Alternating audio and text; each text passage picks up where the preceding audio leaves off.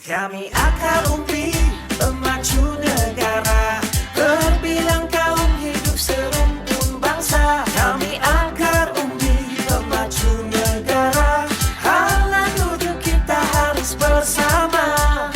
Those were the days when we fight for each other, support, lean towards one another. Okey, hai, anda bersama dengan saya Citra dan sekarang kita berada dalam stage Aku PN. Okey, baiklah, mungkin ada yang nak tahu Aku PN ni apa. Jadi sebenarnya Aku PN ni dia adalah sebuah ekosistem digital yang terkini dan bermaksud akar umbi pemacu negara. Jadi ini untuk apa orang cakap khusus bagi memperkasakan para belia kita dekat Malaysia. Jadi sekiranya anda merupakan salah seorang anak muda yang berminat ni untuk menjalankan perniagaan sendiri, Aku PN Support menyediakan bantuan kewangan secara one-off kepada usahawan mikro muda. Jadi bantuan ini boleh dipohon tanpa mengira jenis perniagaan yang dijalankan. Boleh juga memohon untuk menaik taraf perkhidmatan atau perkakasan perniagaan sedia ada. Okeylah, jom kita pergi kepada segmen yang pertama, menarik hari ini.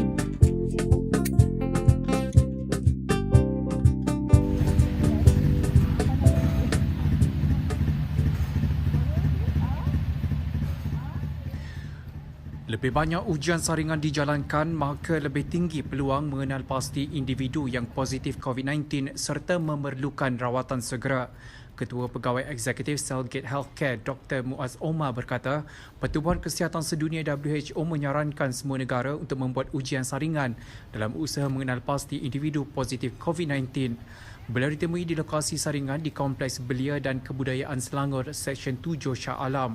Oleh itu katanya bagi memutuskan rantaian penularan wabak COVID-19, individu berisiko perlu dikenal pasti sebanyak mungkin, terutamanya warga emas selain individu yang mengidap komplikasi penyakit kencing manis dan darah tinggi.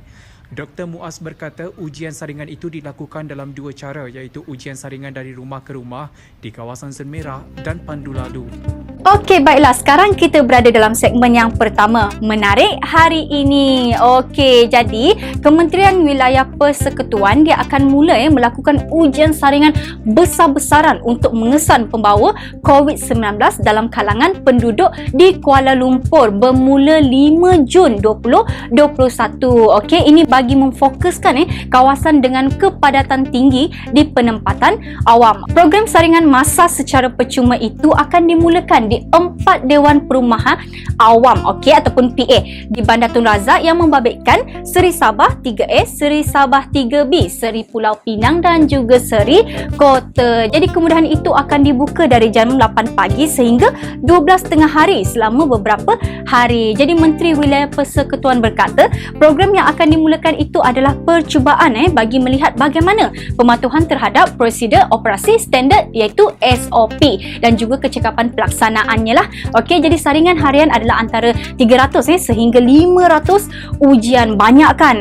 Jadi lebih banyak pusat saringan akan dibuka menjelang akhir bulan ini dan sebarang perubahan akan dimaklumkan oleh Kementerian Wilayah Persekutuan. Okey, yang amat berbahagia juga Menteri menyatakan projek perintis program vaksinasi bergerak akan menyasarkan suntikan ke atas kira-kira 1,000 penghuni projek perumahan rakyat Muhibah di Lembah Pantai. Jadi itu adalah yang menarik kita nak kongsikan. Okey, jomlah kita pergi kepada segmen yang kedua.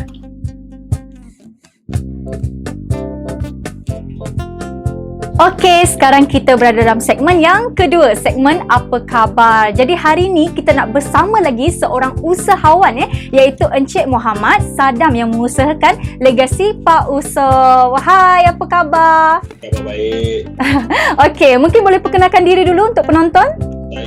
Nama saya Muhammad Sadam bin Abu Hassan Sa'adi. Saya seorang pengusaha peniaga kecil. Bisnes saya dalam perniagaan menjual kuih-muih, ayam goreng dan keropok lekor dan sebagainya lagi. Oh, okey. Jadi mungkin boleh ceritakan jugalah macam mana perjalanan bisnes perniagaan sekarang ni? Buat masa ini perniagaan saya berjalan seperti biasa lagi.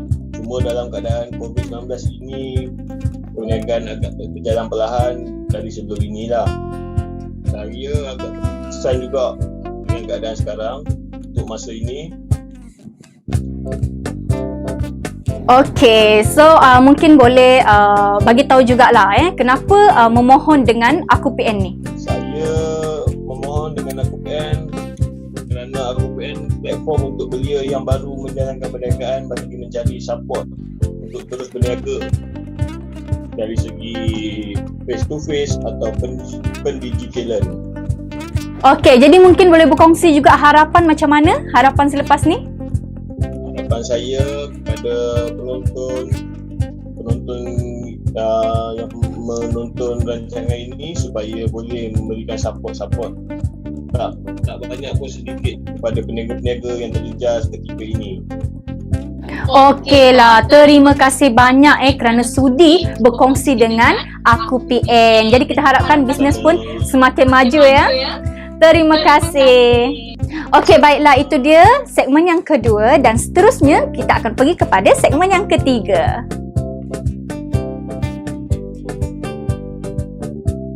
Okey, jadi ini berkaitan dengan orang cakap pembelajaran di rumah ataupun kita panggil PDPR. Okey, dia ada 5 tips penting persediaan PDPR bagi membantu semua pihak yang terlibat dari segi mental serta juga barang-barang lah yang diperlukan untuk mengikuti PDPR ni. Okey, jadi yang pertama, akses internet. Ini penting Salah satu perkara yang amat penting dalam mengikuti sesi pengajaran dan pembelajaran dari rumah adalah akses pelajar, guru dan ibu bapa kepada internet. Jadi akses internet yang kuat adalah perkara yang penting kerana platform seperti Google Meet dan Zoom yang memerlukan internet yang orang cakap stabil, yang kuat kerap digunakan. Jadi pastikan internet anda laju Okey, dan yang kedua, peranti pintar. Okey, untuk mengakses bahan orang cakap bantu belajar ni kan ataupun serta mengajar, pihak terlibat perlu mempunyai sekurang-kurangnya satu peranti pintar ataupun semua bahan yang diperlukan untuk sesi pembelajaran dapat diakses dengan mudah kalau ada. Okey.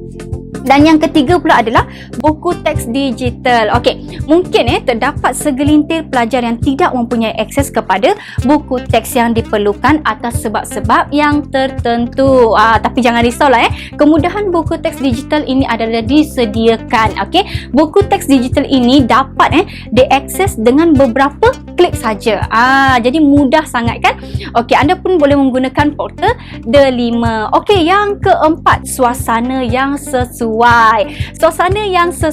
Okey, satu tempat khas boleh disediakan bagi mengelakkan apa-apa kekangan lah dalam orang cakap kelancaran sesi tersebut. Jadi orang yang terdekat kan kepada pihak terlibat juga perlulah faham situasi ini dan memberikan mereka ruang untuk belajar serta mengajar. Okey, sekarang kita dah pergi kepada nombor 5. Kesediaan mental. Okey, ramai antara pihak yang terkesan orang cakap ini mengalami keletihan lah, orang cakap kerana beban serta aspek-aspek lain yang datang dengan pembelajaran.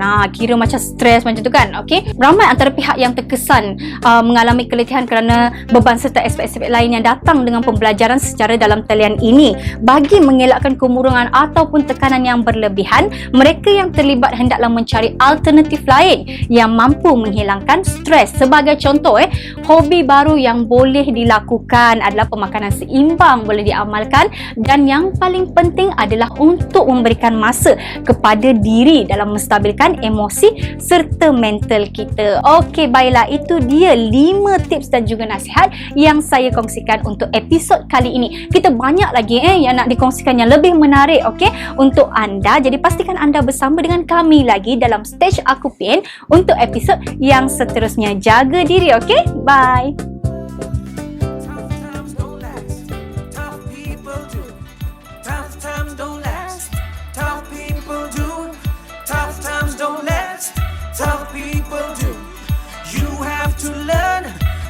Stay strong too. Tough times don't last. Tough people do. Tough times don't last. Tough people do. Tough times don't last. Tough people do. You have to learn to stay strong too.